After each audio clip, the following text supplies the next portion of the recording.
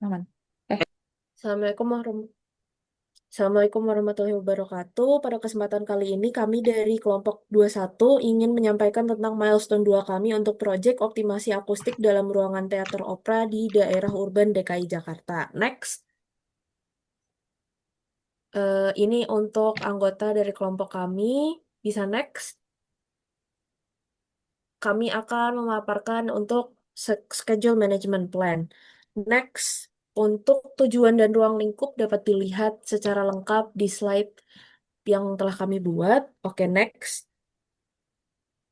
Untuk organizational procedure links yang kami gunakan, yang pertama adalah Work Breakdown Structure atau WBS, yang kedua adalah regulasi bangunan gedung DKI Jakarta, yang ketiga adalah standar keselamatan dan kesehatan kerja atau K3, kemudian yang terakhir adalah standar internasional pengukuran akustik atau ISO 532-1. Next. Kemudian ada Raci Matrix dari stakeholder yang kami libatkan.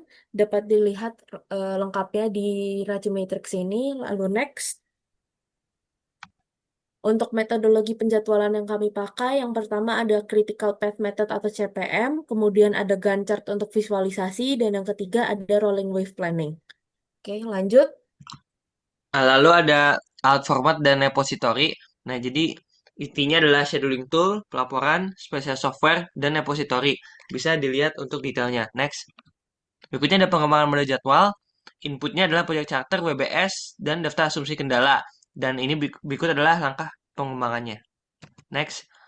Untuk satuan ukur dan akurasi estimasi, jadi satu unit itu 5 hari kerja dengan durasi 8 jam per hari. Dengan fase awal kurang lebih ada 25% error, dan pada fase eksekusi terdapat kurang lebih 10% akurasi. Next. Lalu ada kalender proyek, jadi jam kerjanya Senin sampai Jumat jam 7 sampai jam 5.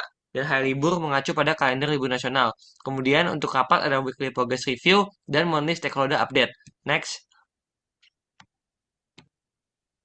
Berikut adalah baseline jadwal pengendalian dari analisis kebutuhan dan desain sistem sampai evaluasi dan dokumentasi final. Bisa dibaca lebih lanjut. Lalu ada batas pengendalian kontrol, ada 3 poin, SPI harus kurang dari 0,9, sleep milestone kritis kurang dari 5 hari, variasi sprint kurang dari 20%. Lalu pemantauan dan pelaporan, ada rapat rutin dan ada yang tidak termasuk dalam format laporannya. Lalu ada proses perubahan jadwal, yaitu inisiasi, analisis dampak, review dan persetujuan implementasi, dan jejak audit. Baik, untuk selanjutnya adalah integrasi resiko. Satu contohnya adalah di sini untuk kategori resiko teknis. Deskripsi resikonya, desain akustik tidak akurat atau hasil simulasi meleset.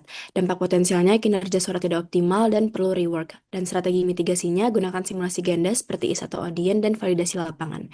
Next. Untuk asumsi dan kendala proyek.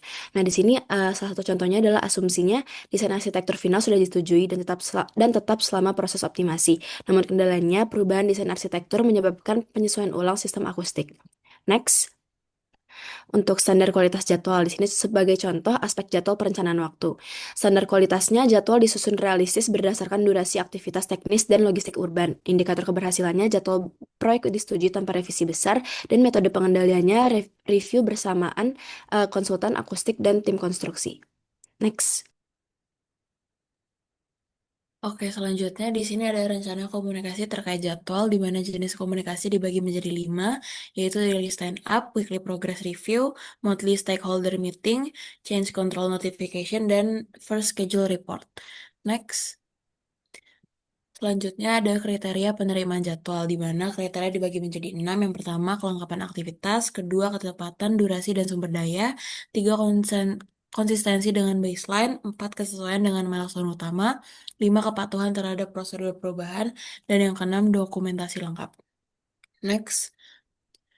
Selanjutnya ada project schedule yang dimana ada network diagram dan Gantt chart.